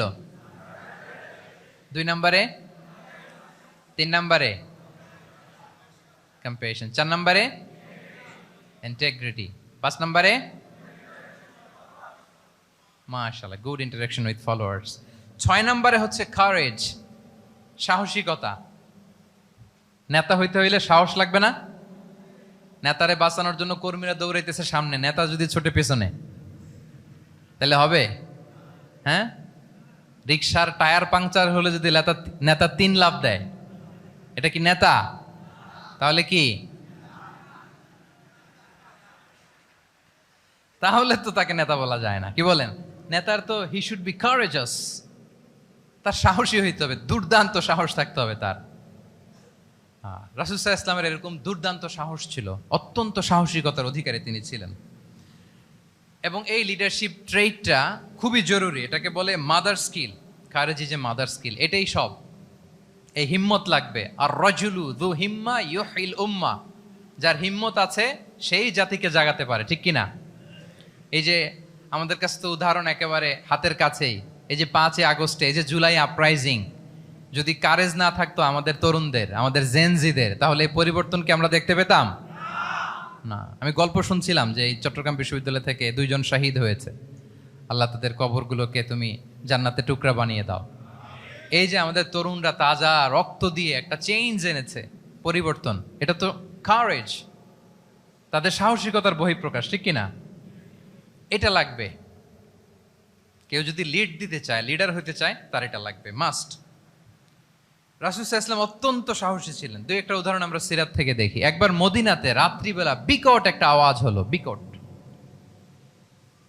বিকট আওয়াজ, এত আওয়াজ সবাই ঘুম থেকে জেগে গেল। ঘুম থেকে জেগে সবাই হতভম্ব, কিরে এত আওয়াজ তো মদিনাতে কখনো শুনি না, ঘটনা কি? কেউ ঘোড়া নিয়ে, কেউ উট নিয়ে, কেউ খচ্চর নিয়ে, কেউ এমনি খালি পায়ে ছুটতে আরম্ভ করলো আওয়াজের দিকে, দেখি যাই কোথায় কি হলো। সবাই ছুটতে ছুটতে মাঝপথে যেয়ে দেখে রাসূল সাল্লাল্লাহু আলাইহি ওয়াসাল্লাম আওয়াজ কোথায় হয়েছে, কোত্থেকে হয়েছে দেখে ফিরে আসতেছে আর বলতেছে, লান তুরাউ লান তুরাউ, ডোন্ট ওয়ারি, আরে ভয় নাই, দেখে আসছি আমি, আল্লাহু আকবার, ভয় নাই, আমি দেখে আসছি, এভরিথিং ইজ ফাইন দেয়ার, সব ঠিক আছে, যাও ফিরো মদিনায় ফিরো। সবাই ভয় পেয়ে ঘোড়া টোরা ওট হাঁকিয়ে ছুটতে আরম্ভ করছে। অনেক দূর যাওয়ার পরে দেখে রাসূল সাল্লাল্লাহু আলাইহি ওয়াসাল্লাম আবু তালহা রাদিয়াল্লাহু তাআলা আনহুর একটা খুবই ক্ষিপ্ত ঘোড়া নিয়ে উনি দেখে ভিজিট করে ফিরে আসতেছেন। সুবহানাল্লাহ। তাহলে বিপদ ঘটলে নেতা থাকতে হবে কই, সামনে না পেছনে? আমাদের নেতারা থাকে কই? নাকি পেছনেও খুঁজে পাওয়া যায় না? It's a big crisis. নেতা থাকবে কোথায়? Front liner. Leader should be front liner. উনি তো লিড দিবে, নেতৃত্ব দিবে। এখন ওনারা যদি খুঁজে পাওয়া না যায় তাহলে থাকবে কিছু না। এই যে শিখতে হবে আমাদের, যেমনটা রাসূল সাল্লাল্লাহু আলাইহি ওয়াসাল্লাম করলেন, বিকট আওয়াজ, উনি আগে চলে গেছে, কাউকে না বলে দেখে টেকে চলে আসতেছে। আল্লাহু আকবার। হুনাইনের যুদ্ধে এক পর্যায়ে মুসলমানরা পর্যদুস্ত হয়ে যাচ্ছিল, আপনারা অনেকে জানেন। To make the long story short, পুরো ঘটনাটা আমি আনবো না। সাহাবারা দিক বিদিক ছুটতে আরম্ভ করলো, পাহাড়ের উপর থেকে এমন প্রবল বেগে তীর ছোড়া হচ্ছিল, সাহাবারা টিকতে পারছিলেন না, কেউ এদিকে কেউ ওদিকে। রাসূল সাল্লাল্লাহু আলাইহি ওয়াসাল্লাম এই তীর তলোয়ারকে উপেক্ষা করে সামনে যেয়ে দাঁড়ালেন ঢালের মতো, আর বললেন, আনা নাবিয়্যু লা কাযিব, আনা ইবনু আব্দুল মুত্তালিব। এই সাহাবারা, আনা নাবিয়্যু লা কাযিব, আমি সত্য নবী, আমার দিকে ফেরো, I'm the grandson of Abdul Muttalib, আমি দাঁড়িয়ে আছি, ফেরো। রাসূল সাল্লাল্লাহু আলাইহি ওয়াসাল্লামের যখন এই সাহসী স্টেটমেন্ট তারা পেলেন, আবার আল্লাহু আকবার ধ্বনি নিয়ে সাহাবারা সামনের দিকে এগিয়ে গেছেন। এই যে আগালেন, আর পিছু ফিরলেন না, হুনাইন জয় করেই ছাড়লেন। আল্লাহু আকবার। তাহলে ইতিহাসের পরতে পরতে, সিরাতের পরতে পরতে আমরা দেখব যে রাসূল সাল্লাল্লাহু আলাইহি ওয়াসাল্লাম হি ওয়াজ এ হাইলি কারেজাস, অনেক সাহসী একজন ব্যক্তিত্ব ছিলেন, অত্যন্ত সাহসী পুরুষ ছিলেন। তাহলে নেতা হইতে হইলে তার কি লাগবে? সাহসিকতা লাগবে, তার তো লিড দিতে হবে ফ্রন্ট লাইন থেকে। এবং কাপুরুষতা, ভীরুতা, এটা থেকে রাসূল সাল্লাল্লাহু আলাইহি ওয়াসাল্লাম পানাহ চেয়েছেন। আল্লাহুম্মা ইন্নী আউযু বিকা মিনাল হাম্মি ওয়াল হাযান ওয়া আউযু বিকা মিনাল আজজি ওয়াল কাসাল ওয়া আউযু বিকা মিনাল জুবনি ওয়াল বুখল। জুবন মানে কি? ভীরুতা, কাপুরুষতা। হে আল্লাহ, আমি ভীরুতা থেকে, কাপুরুষতা থেকে পানাহ চাই। আমরা যেন কাপুরুষ না হই, আমরা যেন ভীরু না হই, আমরা যেন সত্যের বীর সেনানী হয়ে আবু সাঈদের মতো এরকম দুই হাত প্রসারিত করে দাঁড়াতে পারি, ঠিক কিনা? এই যে কারেজাস আবু সাঈদ, হ্যাঁ, is the icon of courage of Bangladesh, কি বলেন? এই যে বুক টান টান করে যে হাত দুইটা প্রসারিত করে দাঁড়ালো, আল্লাহু আকবার, গোটা বিশ্ব এখন তাকে আইকনিক ফিগার হিসেবে মেনে নিস, কি বলেন? গোটা বিশ্ব তাকে চিনছে, তার জন্য দোয়া করছে। তাহলে courage it's an essential leadership trade, এটা লাগবে প্রিয় ভাইয়েরা। আল্লাহ তাআলা এই কারেজ, এই সৎ সাহস দিয়ে আমাদেরকে ধন্য করুক। কটা গেল? 6টা। 7 নম্বরে হচ্ছে কনফ্লিক্ট রিজলভিং এবিলিটি, বিরোধ নিষ্পত্তি করার মতো যোগ্যতা থাকতে হবে নেতার। অর্থাৎ নেতা হইতে হবে এমন যে বিরোধকে নিষ্পত্তি করে দিতে পারে, মিটমাট করে দিতে পারে, ঝগড়া লাগলে মিটায়ে দিতে পারে। এটা গুরুত্বপূর্ণ কোয়ালিটি না নেতার জন্য, কি বলেন? রাসূল সাল্লাল্লাহু আলাইহি ওয়াসাল্লামের কিন্তু এটা ছিল, বিরোধ নিষ্পত্তি করা। রাসূল সাল্লাল্লাহু আলাইহি ওয়াসাল্লাম মক্কা থেকে মদিনায় যে 1 ঘন্টায় বছরের পর বছর চলে আসা যুদ্ধ, they use to fight each other, Aws and Khazraj, 1 ঘন্টায় যুদ্ধ থামাই দিয়েছেন। আল্লাহু আকবার। He was a very good mediator and arbitrator. রাসূল সাল্লাল্লাহু আলাইহি ওয়াসাল্লাম অত্যন্ত ভালো মধ্যস্থতাকারী ছিলেন, ভালো মধ্যস্থতাকারী তিনি ছিলেন। তিনি থামিয়ে দিতে পারতেন, বিরোধকে থামাতে পারতেন। আপনারা জানেন যে মক্কা একবার সম্ভবত অগ্নিকাণ্ডের কারণে কাবা ঘর জ্বলে গিয়েছিল, ধ্বংস হয়েছিল, কিছু অংশ নষ্ট হয়ে গিয়েছিল। কাবাকে রিনোভেট করা হয়েছিল, ফলে কাবার একটা কর্নারে যে ব্ল্যাক স্টোন কর্নার, রুকনুল হাজারিল আসওয়াদ, হাজরে আসওয়াদ পাথরকে সরিয়ে রাখা হয়েছিল। এখন কাবা যখন পুনর্নির্মাণ শেষ, ওই হাজরে আসওয়াদ পাথরকে আবার তার জায়গায় রাখা হবে। কিন্তু কে রাখবে? সবাই রাখতে চায়। সব দলের নেতারা বলে আমরা রাখবো, এক দলের নেতা বলে যে আমি রাখবো, এটা অনেক very prestigious and dignified issue, এই প্রেস্টিজ আমরা কাউকে নিতে দিব না। আরেক দলের নেতা বলে না, আমাদের পাওয়ার বেশি, আমরা রাখবো। আরেক দলের নেতা বলে যে না, এটা আমাদেরই। আরেকজন বলে রক্তের গঙ্গা বইয়ে দিব মক্কায়, কিন্তু এই সম্মান হাত ছাড়া হতে দেব না। এখন জাতীয় চার নেতা গেছে চারদিকে, সমাধান তো নাই। পাথর কয়টা? পাথর তো মাত্র একটা। ইন দ্য মিন টাইম রাসূল সাল্লাল্লাহু আলাইহি ওয়াসাল্লাম আসলেন। রাসূল সাল্লাল্লাহু আলাইহি ওয়াসাল্লামকে দেখেই সবাই হ্যাপি। সবাই বলে যা আমিনুন রাদিনা বি, এই তো আলামিন আসছে, ওই ফয়সালা করবে। সুবহানাল্লাহ, এই তো আলামিন আসছে, সেই ফয়সালা করে দিবে আমাদের মধ্যে। আল্লাহ রাসূল সাল্লাল্লাহু আলাইহি ওয়াসাল্লাম বললেন কি হয়েছে? এই ঘটনা। জাতীয় চার নেতা বলে এই পাথর নিয়ে তারা নিজেরা রাখবে, কাউকে দিবেন। রাসূল সাল্লাল্লাহু আলাইহি ওয়াসাল্লাম বললেন ঠিক আছে, একটা চাদর নিয়ে আসো। চাদর নিয়ে আসা হলো। এবার জাতীয় চার নেতা চাদরের চার কর্নার ধরে দাঁড়ালো। রাসূল সাল্লাল্লাহু আলাইহি ওয়াসাল্লাম নিজ হাতে হাজরে আসওয়াদ তুলে চাদরের মাঝখানে রাখলেন। এবার চার নেতাকে বললেন আসো তোমরা আমার সাথে। তারা আগাতে লাগলো। কাবা ঘরের সামনে যখন আসলো, রাসূল সাল্লাল্লাহু আলাইহি ওয়াসাল্লাম নিজ হাতে, ওনার বরকতময় হাতে আবার হাজরে আসওয়াদ ধরে ঠিক জায়গায় মতো রেখে দিলেন। এতক্ষণ কিন্তু চার নেতা কি বলছে? কাউরে ধরতে দিব না, কাউকে। কিন্তু এখন চাদরের কোনা ধরেই কি happy. This is called conflict resolving ability. একজন নেতার এরকম কনফ্লিক্ট, সমাজে যখন এই ধরনের বিরোধ তৈরি হয়, ঝামেলা তৈরি হয়, মারামারির মতো পরিস্থিতি তৈরি হয়, সংঘাতের মতো একটা সিচুয়েশন হয়, নেতা এটাকে রিজলভ করার ক্যাপাসিটি, এবিলিটি তার থাকতে হবে। আল্লাহ রাসূল সাল্লাল্লাহু আলাইহি ওয়াসাল্লামকে আল্লাহ তাআলা এটা দিয়েছিলেন। আল্লাহু আকবার। শুধু বড় বড় জিনিস না, ছোট ছোট জিনিসও করতে হয়। লেটস সে নিজ দলের নেতা কর্মীদের মধ্যে মারামারি, নিজ দেশের ভেতরে মারামারি, দেশের সাথে প্রতিবেশী দেশের বিরোধ, রিজিওনাল সুপার পাওয়ার হলে আশেপাশের অনেকগুলো দেশের মধ্যে বিরোধ, আপনাকে নেতা হয়ে এগুলো মিটমাট করে দিতে হবে। সুপার পাওয়ার যদি হয়ে যান, গোটা বিশ্বের যেখানে ঝামেলা লাগে, দেখেন না বড় বড় মোড়লরা কি করে? ওই কাতারে বসে বসে ওই আফগানিস্তান, তারপর ওই ইসরায়েল, কাতার মিলাই দিচ্ছে। দেখেন না এগুলো নিউজে আপনারা? This is called conflict resolving ability. কনফ্লিক্টকে রিজলভ করতে জানতে হয়। রাসূল সাল্লাল্লাহু আলাইহি ওয়াসাল্লাম এরকম রাষ্ট্রীয় পর্যায়ে, বড় বড় সামাজিক পর্যায়ে, এমনকি ফ্যামিলি অ্যাফেয়ার্সের মধ্যে যত বিরোধ লাগতো, রাসূল সাল্লাল্লাহু আলাইহি ওয়াসাল্লাম মিলাই দিতেন। আল্লাহু আকবার। ফ্যামিলি কাউন্সিলিং, এজন্য প্রত্যেক ইমাম খতিবদের এই কাউন্সিলিং এর উপর ট্রেনিং নেওয়া দরকার। আমাদের পরিবারগুলো ভেঙে যাচ্ছে, পরিবারগুলো কি হচ্ছে? ভেঙে যাচ্ছে। আমি পশ্চিমা দেশে আমাদের অনেক স্কলারদের দেখেছি, যারা ইমাম এবং খতিব, তাদের আলাদা করে উইকলি 7 ঘন্টা, 8 ঘন্টা, 10 ঘন্টা এরকম রাখতে হয় ফ্যামিলি কাউন্সিলিং এর জন্য। যাদের মধ্যে বিরোধ, হাজব্যান্ড ওয়াইফের ঝামেলা চলতেছে, উনি কাউন্সিলিং করে। এটা খুব জরুরি। আল্লাহ রাসূল সাল্লাল্লাহু আলাইহি ওয়াসাল্লাম এটা করতেন, সাহাবাদের মধ্যে করতেন, ইভেন নিজের স্ত্রীদের মধ্যেও করতেন। সহিহ বুখারীতে এসেছে, ওনার স্ত্রীদের মধ্যে 2টা গ্রুপ ছিল। পজিটিভলি নেন, 2টা গ্রুপ, আবার এটা ওই গ্রুপ মনে করেন না। অর্থাৎ মানবিক কারণে সামান্য যে জেলাসি থাকে এক স্ত্রীর সাথে আরেক স্ত্রীর, এটা তো খুব স্বাভাবিক। তো ওই ওনাদের মধ্যে একসাথে তো অ্যাট এ টাইমে খুব সম্ভবত 9 জন স্ত্রী বেঁচে ছিলেন। হাফসা রাদিয়াল্লাহু তাআলা আনহাকে কেন্দ্র করে একটা গ্রুপ, আয়েশা রাদিয়াল্লাহু তাআলা আনহাকে কেন্দ্র করে একটা গ্রুপ। তাদের মধ্যে অনেক কথাবার্তা, কিছু মানবিক কারণে যেগুলো হয়, এটা কিন্তু ছিল। রাসূল সাল্লাল্লাহু আলাইহি ওয়াসাল্লাম প্রায় ওনাদেরকে নিয়ে বসে এগুলো রিজলভ করে দিতেন। ওনার নিজের কন্যা ফাতেমা রাদিয়াল্লাহু তাআলা আনহার সাথে আলী রাদিয়াল্লাহু তাআলা আনহার যদি মনোমালিন্যের ঘটনা ঘটতো, এগুলো উনি রিজলভ করে দিতেন। এবং খুব কাছাকাছি ছিল কিন্তু ঘর। যারা মদিনায় মাআরিদুস সিরান নাবাবিয়া ওগুলোতে গিয়েছেন, দেখবেন যে রাসূল সাল্লাল্লাহু আলাইহি ওয়াসাল্লামের ঘরের পাশেই অন্যান্য স্ত্রীদের ঘরগুলো একটার পর একটা, পাশেই ফাতেমা রাদিয়াল্লাহু তাআলা আনহার ঘর। একবার তিনি দুপুরবেলা ফাতেমা রাদিয়াল্লাহু তাআলা আনহার ঘরে গেলেন, যে দেখেন যে ঘরে আলী রাদিয়াল্লাহু তাআলা আনহু নেই। তো জিজ্ঞেস করলেন যে তোমার হাজবেন্ড কোথায়? আইনা ইবনু আম্মি, কোথায় আলী কোথায়? তো বললেন যে কানা বাইনি ওয়া বাইনাহু শাই, আমাদের মধ্যে একটু ঝগড়াঝাটি হয়েছে আর কি, মনোমালিন্য হয়েছে। ফাগাদাবানি, উনি একটু রেগে গেছেন আমার উপর। ফাখারাজা ফালাম ইয়াকিল ইনদি, প্রত্যেকদিন খাওয়ার পরে তো এখানেই কাইলুলা করে, আজকার ঘরে কাইলুলা করে নাই, কই যেন চলে গেছে। তো কোথায় গেল? রাসূল সাল্লাল্লাহু আলাইহি ওয়াসাল্লাম লোক পাঠালো, খুঁজে দেখো আলী কোথায়। আলী রাদিয়াল্লাহু তাআলা আনহু উনি মনের কষ্ট নিয়ে মসজিদে নববীর মধ্যে শুয়ে আছেন। রাসূল সাল্লাল্লাহু আলাইহি ওয়াসাল্লাম খুঁজতে খুঁজতে মসজিদে নববীর ভেতরে গেলেন, দেখলেন যে উনি যে শুয়ে আছে, ওনার গায়ের জামাটা এক পাশে পরে আছে, আর বালুর মধ্যে ওনার শরীর পড়ে আছে। তো উনি ডাকলেন, কুম ইয়া আবা তরাব, কুম ইয়া আবা তরাব, মানে হে বালির বাবা আলী, বালির বাবা আলী ওঠো ওঠো।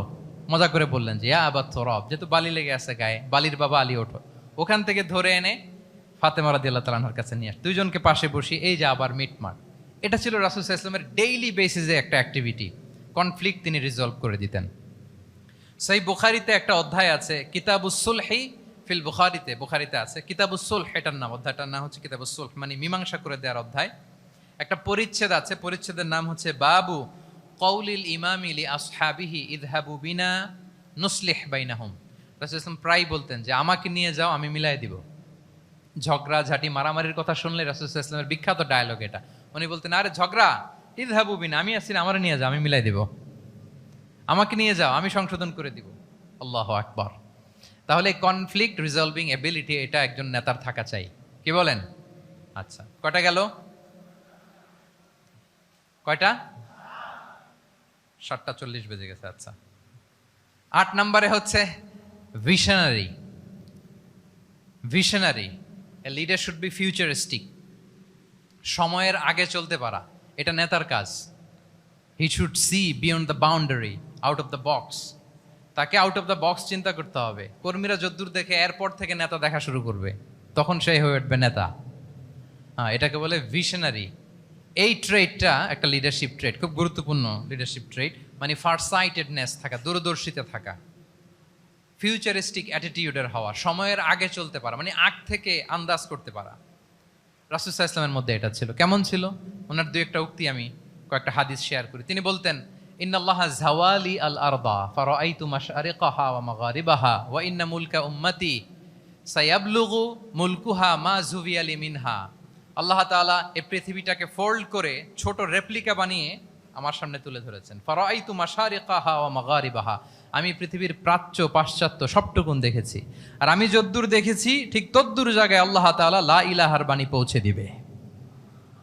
যদ্দূর দেখেছি, ঠিক যদ্দূর দেখেছি তদ্দূর পৌঁছে যাবে ইসলামের সুমহান বাণী। আজকে পৌঁছে গেছে না পৃথিবীতে? পৃথিবীতে এমন কোনো জায়গা আছে যেখানে লা ইলাহার ধ্বনি উচ্চারিত হয় না? এমন কোনো জায়গা নেই। তার মানে ফিউচারিস্টিক। সে 1400 বছর আগের কথা, যে পৃথিবীর আনাচে কানাচে কোথাও বাকি থাকবে না, সব জায়গায় ইসলাম পৌঁছে যাবে। অন্য জায়গায় বললেন, লা ইয়াবলাগান্না হাযাল আমরু মা বালাগাল লাইলু ওয়ান নাহার ওয়ালা ইয়াতরুকুল্লাহু বাইতা মাদার ওয়ালা ওয়াবার ইল্লা আদখালাহুল্লাহু হাযাদ দ্বীন। এই ইসলাম যেখানে দিন হয় রাত হয়, পৃথিবীর যেখানে দিন রাত্রি সংঘটিত হয়, সব জায়গায় পৌঁছবে। এমন কোনো কাঁচা ঘর, পাকা ঘর, কোনো জঙ্গল, কোনো পাহাড়, কোনো ভূখণ্ড, এই পৃথিবীতে কোনো এমন কোনো জনপদ থাকবে না যেখানে ইসলামের বাণী পৌঁছবে না। সব জায়গায় পৌঁছে যাবে। আল্লাহু আকবার। তাহলে এটা হচ্ছে ফিউচারিস্টিক অ্যাটিটিউডের ব্যক্তিত্ব হওয়ার কারণে তিনি এমনটি বলেছেন। আগাম বুঝে ফেলতেন, আগাম। আপনারা হুদাইবিয়ার সন্ধির কথা জানেন না? জানেন? হুদাইবিয়ার ট্রিটির কথা শুনেছেন না? 1400 সাহাবা গিয়েছিলেন ওমরা করতে। ওরা ওমরা করতে দিবে না, সন্ধি করো। তো কি সন্ধি? বলে যে রসুলুল্লাহ লেখা যাবে না, মুহাম্মদ রসুলুল্লাহ, নো রসুলুল্লাহ, রসুলুল্লাহ কাটো। সাহাবিরা বলে আমরা কাটতে পারবো না। রাসূল ইসলাম বললেন না না, কেটে ফেলো। কাটা হলো। এই বছর ওমরা করতে পারবো না, সাহাবারা বলে আমরা মানি না। রাসূল ইসলাম বললেন এটাও মেনে নাও। আগামী বছর আসবা ওমরা করতে, থাকতে পারবা মাত্র 3 দিন। কয়দিন? সাহাবিরা বলে অসম্ভব, এটা আমাদের ভূখণ্ড, আমরা যতদিন মনে চায় থাকবো। রাসূল ইসলাম বললেন না না, বাদশেদ না, মেনে নাও। মক্কা থেকে কোনো লোক মদিনায় গেলে আমাদেরকে মক্কায় ফেরত দিতে হবে, কিন্তু মদিনা থেকে কেউ মক্কায় আসলে আমরা ফেরত দেব না। দেখছেন ক্লজগুলো? দেখছেন একটার পর একটা, সবগুলো কাফিরদের পক্ষে যায়। কোনো সাহাবা রাজি হচ্ছেন না, কিন্তু আল্লাহ রাসূল সাল্লাল্লাহু আলাইহি ওয়াসাল্লাম কি বলেন? তিনি কি বললেন? মেনে নাও, রাজি। কারণ সাহাবারা তো অতটুক দেখতে পারতেছে না। বলেন 3 তালা উপর থেকে, 3 তালা ভবন থেকে একজন মানুষ যদ্দূর দেখে, 30 তালা ভবনের উপর থেকে কি ওইরকমই দেখে? কিরকম দেখে? পানোরামিক ভিউ দেখে, সে অনেক বড় করে দেখে। আর 3 তালার উপর থেকেই সামান্য কিছু দেখে। রাসূল সাল্লাল্লাহু আলাইহি ওয়াসাল্লাম অনেক দূর দেখতে পাচ্ছিলেন। তিনি চিন্তা করলেন কিছু বছর যদি আমাদের মধ্যে দাঙ্গা হাঙ্গামা যুদ্ধ বন্ধ থাকে, আমরা গ্লোবালি ইসলামকে ছড়াই দিতে পারবো। শান্তভাবে মদিনাতে একটা স্ট্রং ইসলামিক কমিউনিটি আমরা তৈরি করতে পারবো। আল্লাহু আকবার। এবং তিনি দেখতে পাচ্ছিলেন ইন্না ফাতাহনা লাকা ফাতহাম মুবিনা, এই হুদাইবিয়ার এই চুক্তি, যেটা আদতে অ্যাপারেন্টলি মনে হচ্ছে সব আমাদের বিপক্ষে যায়, আসলে এইটাই আমাদেরকে ভূমি ধস জয় এনে দিবে। আল্লাহু আকবার। এবং সেটাই হয়েছে। তাহলে নেতার কাজ হচ্ছে, নেতা সময়ের আগে চলবেন, ফিউচারিস্টিক হবেন, যেটাকে আমরা বলি কি ভিশনারি। কি বলি? তাহলে 8 নম্বর পয়েন্টটা কি ছিল? ভিশনারি। 9 নম্বর হচ্ছে রেজিলিয়েন্স। এটা একটা চমৎকার লিডারশিপ ট্রেট। রেজিলিয়েন্স মানে সংকট কাটিয়ে ঘুরে দাঁড়াবার সামর্থ্য, মানে যাকে কেউ থামাতে পারে না। আনস্টপেবল। আনস্টপেবল, কোনো কিছু তাকে থামাতে পারে না। লেগে থাকার মানসিকতা, টিকে থাকার মানসিকতা, সহজে হার না মানা, আবার ঘুরে দাঁড়ানো, এটার বলে রেজিলিয়েন্স। এই ক্যাপাসিটি, এই কোয়ালিটি রাসূল সাল্লাল্লাহু আলাইহি ওয়াসাল্লামের মধ্যে ছিল। হি ওয়াজ আনস্টপেবল, হ্যাভিং আনবিলিভেবল সাবর। কোনো কিছু রাসূল সাল্লাল্লাহু আলাইহি ওয়াসাল্লামকে থামাতে পারে নাই। পেরেছে? বলেন, পেরেছে কেউ থামাতে? ছোটবেলা থেকে স্ট্রাগল করে, একটার পর একটা স্ট্রাগল ফেস করে বড় হয়েছেন। জন্মের আগেই তো ওনার পিতাকে আল্লাহ তাআলা উঠিয়ে নিলেন। তার মানে বাবাকে নিজ চোখে এই দুনিয়াতে আমাদের প্রিয় নবীজি দেখে যান নাই। আল্লাহ রাসূল সাল্লাল্লাহু আলাইহি ওয়াসাল্লাম ওনার বাবাকে, পিতাকে দেখছেন? দেখেন নাই। ওনাদের আমেনা এবং আব্দুল্লাহ, ওনাদের সংসার ছিল মাত্র সপ্তাহখানেক, 1 সপ্তাহ সংসার। কয়দিনের সংসার? কয়দিনের? 7 দিনের। এই সপ্তাহখানেকের সংসারেই আল্লাহ তাআলা রাসূল সাল্লাল্লাহু আলাইহি ওয়াসাল্লামকে ওনার মায়ের পেটে পাঠিয়েছেন। আব্দুল্লাহ চলে গেলেন ব্যবসায়, ফিরে আসার পথে ওখানেই মারা গেলেন, ইয়াসরিবে। তার মানে জন্মের আগেই বাবাকে হারালেন, ইয়াতিম হয়ে দুনিয়াতে আসলেন। এরপরে মাকে হারালেন, এরপরে দাদাকে হারালেন, এরপরে চাচাকে হারালেন। Physically, mentally torture, emotionally traumatise করার যত ধরন আছে কাফিররা করেছে, কোনো কিছু রাসূল সাল্লাল্লাহু আলাইহি ওয়াসাল্লামকে থামাতে পেরেছে? বলেন, থামাতে পেরেছে? ওনার লাইফ থ্রেট ছিল। হিজরতের রাতে তো আল্লাহ তাআলা বললেন আজই যেতে হবে, না হলে হত্যার ষড়যন্ত্র হচ্ছে, ব্ল্যাক ম্যাজিক করা হয়েছে। রাসূল সাল্লাল্লাহু আলাইহি ওয়াসাল্লাম খাসির মাংস, খাসির যে বাজুর মাংস, এটা পছন্দ করতেন। খাইবারে এক ইহুদি নারী এই খাসির মাংসের মধ্যে বিষ মিশিয়ে, পয়জন দিয়ে রাসূল সাল্লাল্লাহু আলাইহি ওয়াসাল্লামকে খাইয়েছিল হত্যার জন্য, একটার পর একটা। বলেন, রাসূল সাল্লাল্লাহু আলাইহি ওয়াসাল্লামের মিশন থেকে এক চুল পরিমাণ ওনাকে পেছনে নেওয়া গিয়েছে? He was unstoppable. This is called resilience. একজন নেতার মধ্যে এই রেজিলিয়েন্ট মানসিকতা থাকতে হবে যে আমাকে কেউ থামাইতে পারবে না, আমরা আমাদের মঞ্জিলে মকসুদে যাবই। হ্যাঁ, আমরা যাবই, আমাদেরকে কেউ থামাতে পারবে না, এই মেন্টালিটির হইতে হবে। এটা হচ্ছে একটা লিডারশিপ ট্রেট, রেজিলিয়েন্ট। 10 নম্বরে হচ্ছে স্ট্র্যাটেজিক লিডারশিপ। নেতার কৌশলী হতে হয়। তার যেই লক্ষ্য, মিশন, ভিশন, এটা সে সুকৌশলে আদায় করে নেবে। নেতাদের কি হইতে হয়? কৌশলী। এটাকে বলে স্ট্র্যাটেজিক লিডারশিপ। এটা রাসূল সাল্লাল্লাহু আলাইহি ওয়াসাল্লামের ছিল। শুধু স্ট্র্যাটেজি নিয়ে, রাসূল সাল্লাল্লাহু আলাইহি ওয়াসাল্লামের স্ট্র্যাটেজি নিয়ে সুদীর্ঘ আলোচনা হতে পারে। আমি 2-1টা স্ট্র্যাটেজির কথা বলি, 2-1টা ওয়ার স্ট্র্যাটেজি। যুদ্ধের ময়দানে উনি কি স্ট্র্যাটেজি অবলম্বন করতেন দেখেন। উনি যুদ্ধের ডিস্ট্রাকশনকে, ক্যাজুয়ালিটি মিনিমাইজ করবার জন্য ওনার নির্দেশনা থাকতো, খবরদার কোনো নারীর গায়ে হাত তুলো না যুদ্ধের ময়দানে, শিশুর গায়ে হাত তুলো না, কোনো পাদ্রীর গায়ে হাত তুলো না, উপাসনারত যে সন্ন্যাসীরা আছে তাদের গায়ে হাত তুলো না, ওই এলাকার গবাদি পশুগুলোকে মেরো না, গাছপালা ধ্বংস করো না, যারা তোমাদের বিরুদ্ধে তলোয়ার ধরেনি তাদেরকে অ্যাটাক করো না। আল্লাহু আকবার, হোয়াট এ স্ট্র্যাটেজি! এবং যুদ্ধ চলাকালীন সময়ে সব সৈনিককে উনি এক জায়গায় মোতায়েন করতেন না, সব সৈনিককে এক জায়গায় মোতায়েন করতেন না, 5 ভাগে ভাগ করে নিতেন। ডান পাশে মাইমানা, বাম পাশে মাইসারা, সামনে হচ্ছে মুকাদ্দিমাতুল জাইশ, মাঝখানে কালব, পেছনে খালফ। এইভাবে 5টা ব্যাটালিয়নে ভাগ করে তারপরে তিনি যুদ্ধ পরিচালনা করতেন। What a war strategy!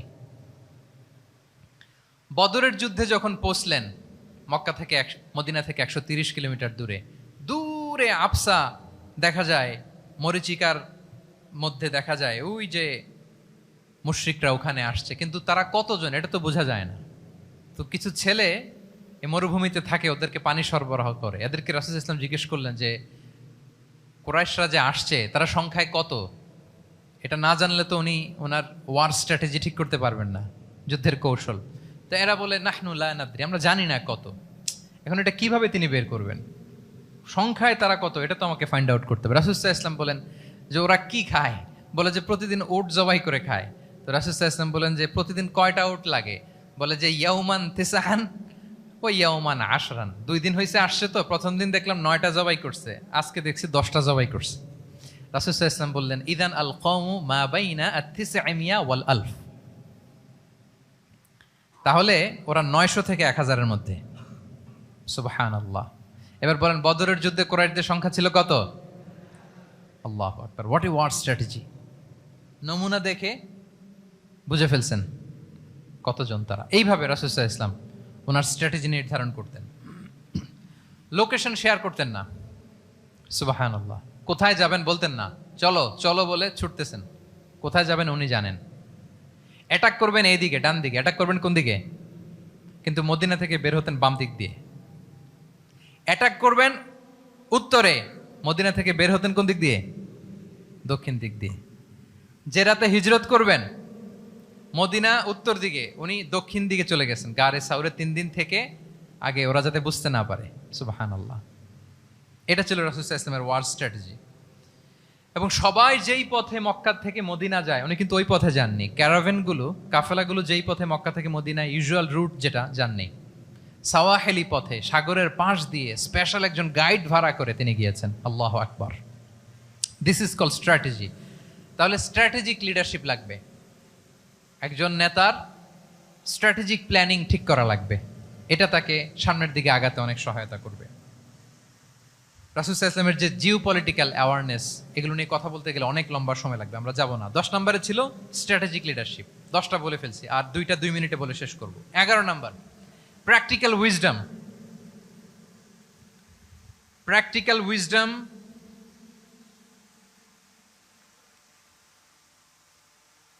এটা হচ্ছে 11 নম্বর পয়েন্ট। অর্থাৎ প্রজ্ঞা থাকতে হবে। একজন নেতা যে ডিসিশনগুলো সে মেক করবে, এটা প্রজ্ঞায় সুসজ্জিত হইতে হবে। আল্লাহ রাসূল সাল্লাল্লাহু আলাইহি ওয়া আলিহি ওয়াসাল্লামের যতগুলো সিদ্ধান্ত ছিল, কাজ ছিল, কোনোটাই প্রজ্ঞা থেকে খালি ছিল না, সবগুলো ছিল প্রজ্ঞায় সমৃদ্ধ। ভুরি ভুরি উদাহরণ হাজির করা যেতে পারে। আমি 2টা উদাহরণ দিই। মাক্কি জীবনের একটা উদাহরণ দিই, মাক্কান এরার একটা উদাহরণ। রাসূল সাল্লাল্লাহু আলাইহি ওয়াসাল্লাম মক্কাতে নবুয়তের 5ম বছরে যখন নও-মুসলিম সাহাবাদের উপর অত্যাচারের মাত্রা মারাত্মক বেড়ে গেল, রাসূল সাল্লাল্লাহু আলাইহি ওয়াসাল্লাম সাহাবাদেরকে হিজরতে পাঠালেন। বলেন তো কোথায় পাঠিয়েছিলেন? সবাই বলুন। আবিসিনিয়াতে, বর্তমান ইথিওপিয়া, ইরিত্রিয়া, ওই এরিয়াতে আবিসিনিয়াতে তিনি পাঠালেন। বললেন যে দেয়ার ওয়াজ এ জাস্ট কিং আসহামা নেগাস। বললেন যে ওখানে আবিসিনিয়াতে যাও, ওখানে আসহামা নামে নাজ্জাশী একজন বাদশাহ আছে, খুব ভালো। তাদেরকে পাঠালেন নবুয়তের 5ম বছরে। যেতে লাগলো, এক এক সময় এক এক সাহাবী যায়, যে যে ওখানে বড় একটা বেস তৈরি হলো, মুসলিম কমিউনিটি তৈরি হলো। এরপর 13 বছর পরে মাক্কি 13 বছর, মাক্কি জিন্দেগির 13 বছর শেষ করে নবুয়তে রাসূল ইসলাম কোথায় চলে গেলেন? মদিনায়। মদিনায় যে রাসূল ইসলাম একটা ইসলামী স্টেট তিনি প্রতিষ্ঠা করলেন। প্রথম হিজরি যায়, দ্বিতীয় হিজরি যায়, একটার পর একটা যুদ্ধ যায়, মুসলিম কমিউনিটি বাড়ে, কমপ্লিট ইসলামিক স্টেট হয়ে যায়। কিন্তু ওই আবিসিনিয়া থেকে ওই গ্রুপ আর ফিরে না। নবুয়তের 5ম বছরে যে গ্রুপকে রাসূল সাল্লাল্লাহু আলাইহি ওয়াসাল্লাম জাফর ইবনে আবু তালেবের নেতৃত্বে আবিসিনিয়ায় পাঠিয়েছিলেন, তারা মদিনায় কোন হিজরিতে আসছে জানেন? এইটা যদি কেউ উত্তর দিতে পারে তাহলে বুঝবো he is very genius in সিরাত। কত জোরে? নবম, সপ্তম। মাশাআল্লাহ। কয়জন বলছে? এটা জানতেন কে কে? হাত তোলেন। মাশাআল্লাহ, অনেক জিনিয়াস আছে তো এখানে। হ্যাঁ, লটস অফ জিনিয়াস। মাশাআল্লাহ, মাশাআল্লাহ, তাবারাকাল্লাহ। জি, 7ম হিজরিতে এসেছিলেন জাফর ইবনে আবি তালেবের নেতৃত্বে। এখানে হিকমা, রাসূল সাল্লাল্লাহু আলাইহি ওয়াসাল্লামের উইজডমের ব্যাপারটা হচ্ছে মদিনাতে একের পর এক কোরআনের আয়াত নাজিল হচ্ছে, আহকামগুলো সাহাবারা প্র্যাকটিস করতেছে। মসজিদে নববী হলো, ইসলামিক স্টেট হলো, বদরের যুদ্ধ হলো, উহুদ হলো, খন্দক হয়ে গেল, সব হয়ে যায়। কিন্তু ওনারা ফিরেন না কেন? ওনারা ফিরলেন সেই 7ম হিজরিতে খায়বার বিজয়ের পরে। এবং যেদিন জাফর ইবনে আবি তালেব আবিসিনিয়া থেকে সবাইকে নিয়ে ফিরলেন, রাসূল ইসলাম এত খুশি হলেন, উনি বললেন বি আইয়িহিমা আনা লা আদরি বি আইয়িহিমা আনা আফরাহ বি ফাতহি খাইবার আও বি কুদুমি জাফর। আজকে কোনটাতে আমি বেশি হ্যাপি আমি জানি না, আমার ভাই জাফরকে পেয়ে নাকি খাইবার বিজয়ের কারণে। আমি কনফিউশনে পড়ে গেছি যে এইটাতে বেশি খুশি হইলাম নাকি ওইটাতে। এর কারণ হচ্ছে রাসূল সাল্লাল্লাহু আলাইহি ওয়াসাল্লাম অপেক্ষা করতেছিলেন যে মদিনা এই স্টেটটাকে আগে ইন্টারনাল এবং এক্সটার্নাল যত থ্রেট হতে পারে সবগুলো থেকে আগে সেফ জোন বানাতে হবে। এমনও হতে পারে মদিনা হাতছাড়া হয়ে যেতে পারে। মদিনা যদি হাতছাড়া হয়, মদিনা থেকেও যদি আমার হিজরত করা লাগে, আমি কই যাব? ওইটারে সেকেন্ড বেস, প্ল্যান বি হিসেবে রেখে দিছিলেন যে জাফর তুমি আইসো না, তুমি থাকো, নতুন নতুন যা আয়াত আসবে আমি সাহাবি দিয়ে এই বিধানগুলো পাঠাবো, ওখানে প্র্যাকটিস করতে থাকো, ইউ উইল বি ফাইন দেয়ার, থাকো, আশা লাগবে না। থাকতে থাকতে সপ্তম হিজরি পর্যন্ত, খন্দকের যুদ্ধের মাধ্যমে যখন কুরাইশদের 20 দাঁত ভেঙে দেওয়া হলো, সপ্তম হিজরিতে যখন খাইবার দুর্গ বিজয় হয়ে গেল, now Islam came as a regional super power. রাসূল ইসলাম বুঝলেন আর ইন্টারনাল থ্রেটও নাই, এক্সটার্নাল থ্রেটও নাই, এবার আর কোনো টেনশন নাই। জাফর ইবনে আবি তালেবকে চিঠি পাঠালেন, তিনি বিশাল বাহিনী নিয়ে মুসলিমদেরকে নিয়ে তিনি ব্যাক করলেন মদিনাতে। আল্লাহু আকবার। This is called wisdom, practical wisdom. রাসূল সাল্লাল্লাহু আলাইহি ওয়াসাল্লামের এইভাবে এমন কোনো সিদ্ধান্ত নাই যেটার পেছনে প্রজ্ঞা ছিল না, প্রত্যেকটা সিদ্ধান্ত ছিল প্রজ্ঞায় সুসজ্জিত।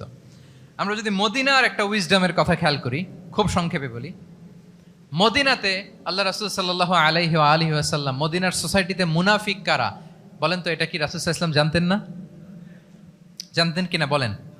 এই জানাটা কি ধারণা বেজ, মানে মনে হয় ও মুনাফিক এরকম, নাকি গাইডেড বাই ওয়াহি, গাইডেড বাই রেভেলেশন?